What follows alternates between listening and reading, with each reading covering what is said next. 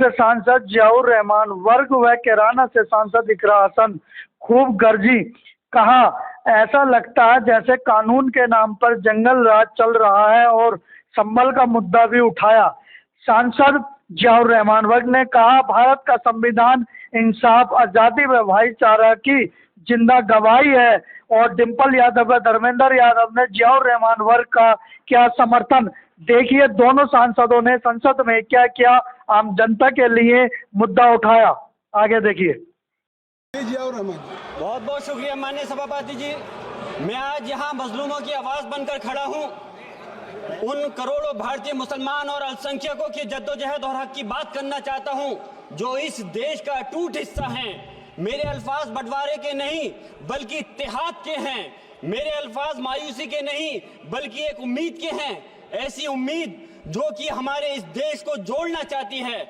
हमारे संविधान को बनाने के लिए हमारे बाबा भीमराव अंबेडकर साहब, मौलाना अबुल कलाम आजाद साहब, डॉक्टर जाकिर हुसैन साहब ने मिलकर के इस संविधान को बहुत मेहनत के साथ बनाया था। ये सिर्फ किताब की शक्ल में देने के लिए नहीं है। आज संविधान के उस पर मैं कहना चाहता हूं कि भारत का संविधान इंसाफ, आजादी और भाईचारगी की जिंदा गवाही है और ये गारंटी देता है कि नागरिक हर मजहब, जात या नस्ल पर इज्जत के साथ गुजार सकते हैं जिंदगी। लेकिन अफसोस है, एक मुस्लिम रहनुमा की हैसियत से मुझे इस दस्तावेज पर बेपनाह फख्र है जो कि दस्तावेज जो संविधान हमें इजाजत देता है। आर्टिकल 15 के मुताबिक किसी भी नागरिक को मजहब, जात, लिंग, नस्ल या जन्म के स्थान पर भेदभाव नहीं किया जाएगा। आर्टिकल 19 में बोलने के, अभिव्यक्ति की आजादी का हक दिया गया है जो कि हमारे अधिकारी को हक की आवाज को छीनने का आप काम कर रहे हैं। आर्टिकल 25 अपने मजहब को मानने और उस पर अमल करने की आजादी देता है। आर्टिकल 29 के तहत अल्पसंख्यकों के हकों की हिफाजत करने के लिए प्रावधान किए गए हैं। लेकिन आप तो हमारे हकों की छीनना चाहते हैं। माननीय सभापति जी, मैं आपके माध्यम से कहना चाहता हूं कि आर्टिकल 30 के अंदर अपने तालीमी इदारों को कायम करने और उनके चलाने का हक है, लेकिन हमारे साथ ज्यादती हो रही है। ये संविधान को अगर आप कमजोर करेंगे तो याद रखना ये देश कमजोर होगा, हमारा मुल्क कमजोर होगा। जो संविधान के प्रति वफादार नहीं हो सकते वो हमारे मुल्क के प्रति वफादार नहीं हो सकते। मैं उस संभल की सरजमी से आता हूं जहां पर 15 दिन पहले एक संविधान को कमजोर करने का काम किया गया। वहां पे जिस प्रकार से 5 मजलूमों की जान ले ली गई, जिस तरह से 30 से ज्यादा लोगों को गोली मारकर घायल कर दिया गया और 27 से 50 से ज्यादा लोगों के खिलाफ मुकदमा दर्ज किया गया। मैं पूछना चाहता हूं माननीय सभापति जी, मैं सांसद हूं, मैं अपने मुकदमे का मैंने कहा था मुझे डर नहीं है। मेरे खिलाफ मुकदमा लिखा गया, मैं वहां मौजूद नहीं था और ये मुकदमा जो हमारे चाहे विपक्ष के सांसद हो या सत्ता पक्ष के सांसद हो, आप याद रखिए जनता की आवाज हो, जनता के बीच में जाकर के आपके जवाबदेही बनती है। और मैंने अपनी जनता को आवाज को उठाने का काम किया तो क्या गलत किया था? माननीय सभापति जी, सिर्फ इस बुनियाद पे मुकदमा लीजिए गया। आज मैं आपको बताना पॉइंट पे बोल रहा हूँ, संविधान पर ही बोल रहा हूँ माननीय सभापति जी। आज मैं चाहता हूँ उन लोगों को इंसाफ मिलना चाहिए जो जिन्होंने ज्यादती की है उनको सजा मिलनी चाहिए। और आज एक इमाम को सिर्फ इसलिए गिरफ्तार कर लिया गया संभल के अंदर कि सिर्फ उन्होंने अजान लाउड स्पीकर से दे दी थी। अफसोस है कि आज हमारे साथ ऐसी ज्यादती हो रही है। माननीय अध्यक्ष जी, हमारा संविधान किसानों को मजबूती की बात करता है जो इस देश की रीढ़ की हड्डी है। 130 किसान जो 10 दिन से ज्यादा समय से जेल में बंद हैं, आप किसानों को हक नहीं दे पा रहे तो किसको हक देने का काम करोगे? मैं अफसोस करता हूं आज पूरे प्रदेश और मुल्क के अंदर जिस तरह से हमारे लोगों की हिफाजत नहीं की जा रही। एक मॉब लिंचिंग सिर्फ धर्म के नाम पर, अगर कोई मुस्लिम है, ओबीसी है या पिछड़ा समाज का, एससी समाज का है तो नाम पूछ करके उसकी हत्या कर दी जाती है। बुलडोजर चलाए जा रहे हैं। हेट स्पीच, अगर कोई हम कुछ बोलते हैं तो हेट स्पीच करके मुकदमा दर्ज कर देते हैं। और जो हमारे धार्मिक आका हमारे सल्लल्लाहु अलैहि वसल्लम की शान में गुस्ताखी करता है उनके खिलाफ कोई कार्रवाई नहीं। मेरे पास समय कम है इसलिए तेजी के साथ में मुझे बोलना पड़ रहा है। माननीय सभापति महोदय जी, ये सवाल बंटवारे का नहीं बल्कि हम वतनों के लिए जिनका जमीर मर गया है उनके जमीर को जिंदा करने के लिए है। हम चाहते हैं इस देश की आजादी, हमारी देश की, सभापति जी बस मैं अपनी बात खत्म कर रहा हूं, 1 मिनट। हमारी देश की आजादी के लिए मैं ये कोई बंटवारे की बात नहीं कर रहा, लेकिन हमारे मुस्लिम और हिंदू समाज सब लोगों ने मिलकर के इस देश को आजाद कराने का काम किया था। आज उनके साथ ज्यादती क्यों की जा रही है? हम लोग अपने इस मुल्क के अंदर मजबूरी से नहीं रुके, बल्कि हम जो है अपनी मर्जी से रुके थे। हमारी मुल्क को आजाद कराने में हजारों लाखों मुसलमानों ने शहीद हुए थे। माननीय सभापति जी, कॉन्क्लूड कर रहा हूँ सिर्फ राजकुमार से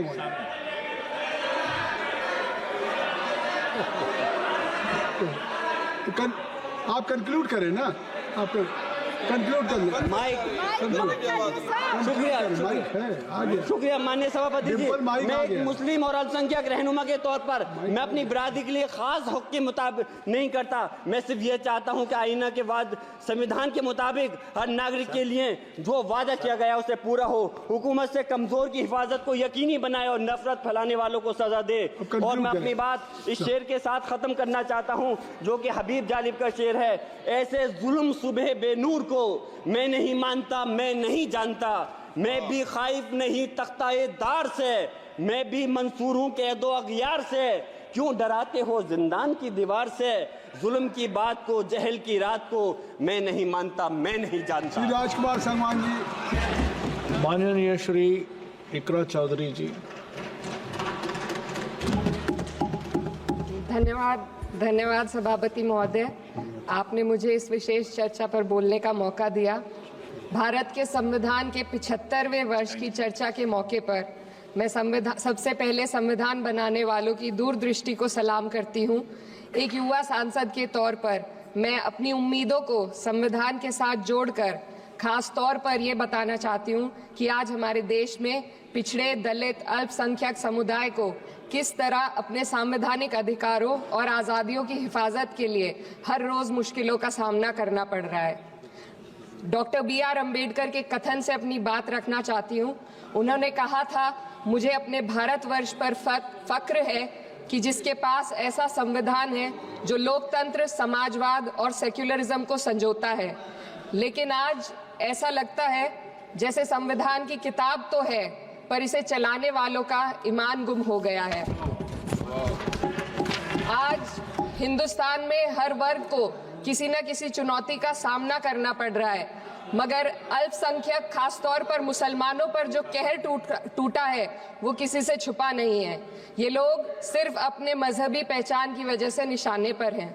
संविधान का अनुच्छेद 15 कहता है कि किसी भी नागरिक के साथ धर्म, जाति या किसी और वजह से भेदभाव नहीं होना चाहिए, लेकिन हकीकत इसके उलट है। हालात इस कदर बिगड़ चुके हैं कि hate speech, mob lynching, bulldozer द्वारा घरों को गिराने की घटनाएं आम हो गई हैं। खास तौर पर उत्तर प्रदेश में, जहां ऐसा लगता है जैसे कानून के नाम पर जंगल राज चल रहा हो। संभल में जो हुआ वो सबके सामने है। पुलिस के संरक्षण में निर्दोष लोगों की हत्या की गई और सरकार ने चुप्पी साध ली। अल्पसंख्यकों पर हिंसा बढ़ती जा रही है, मगर सत्ता में बैठे लोग या तो आंखें मूंदे हुए हैं या फिर इन घटनाओं को बढ़ावा दे रहे हैं। हद तो तब हो जाती है जब न्यायपालिका की बात भी अनसुनी कर दी जाती है।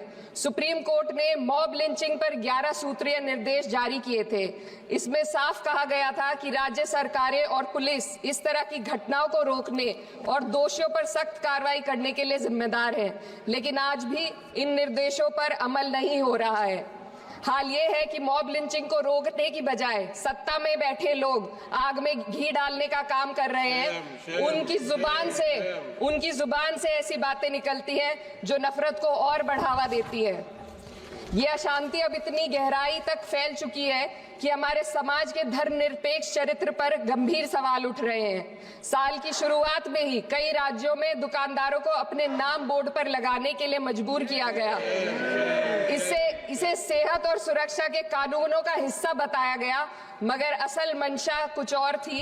ये कदम खास तौर पर मुसलमान दुकानदारों को निशाना बनाकर उठाया गया ताकि उनकी रोजी रोटी पर चोट की जाए।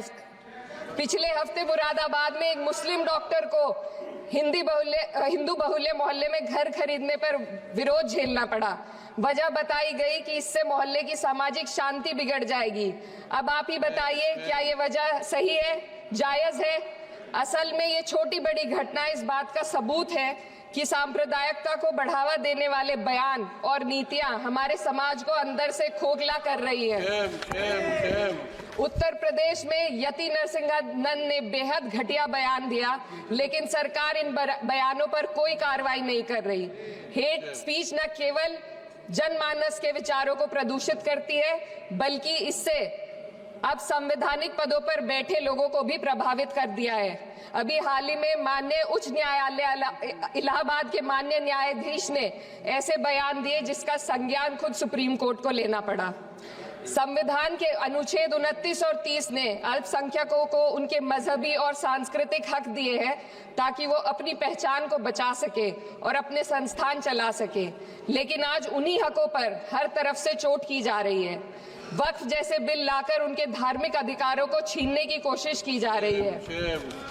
आज अल्पसंख्यक समुदाय को संविधान द्वारा दिए गए अपने बुनियादी अधिकार पाने के लिए लंबी लड़ाई लड़नी पड़ रही है। ऐसे कई मामले अदालत ने न्याय देकर संविधान की रक्षा की है, लेकिन अदालती प्रक्रिया में जो समय लगता है उसकी वजह से देश के सामाजिक ताने बाने को भारी नुकसान उठाना पड़ता है।